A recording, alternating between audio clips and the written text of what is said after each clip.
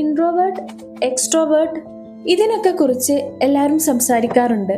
എന്നാൽ social anxiety എന്നത് അതിനിടക്ക് എല്ലാവരും വിട്ടുപോണ ഒരു കേസാണ്.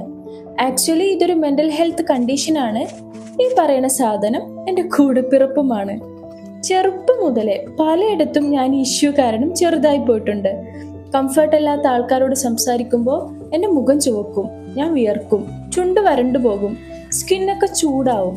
എല്ലാവരും എന്നെ ജഡ്ജ് ചെയ്യുമെന്നുള്ള തോന്നലിൽ എപ്പോഴും ഇങ്ങനെ കോൺഷ്യസ് ആയി നടക്കും. ഓവർ തിങ്കിങ് പിന്നെ പറയണ്ട.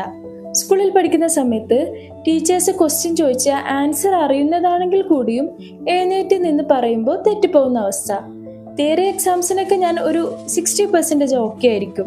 കാരണം എനിക്കറിയുന്നത് സമാധാനത്തിലിരുന്ന് എഴുതാം, ആരും വന്ന് നോക്കൂലല്ലോ. പക്ഷെ പ്രാക്ടിക്കൽ എക്സാമിന് കയ്യിൽ നിന്ന് പോവും, ടെൻഷൻ അടിച്ച് പണ്ടാരടങ്ങി എങ്ങനെയൊക്കെയോ തീർക്കുന്ന അവസ്ഥ. കാരണം പ്രാക്ടിക്കലിന് നമ്മുടെ അടുത്ത് ടീച്ചേഴ്സ് എപ്പോഴും കൂടെ ഉണ്ടാവും. ഇതൊക്കെ ചെറുതിലെ കാര്യം.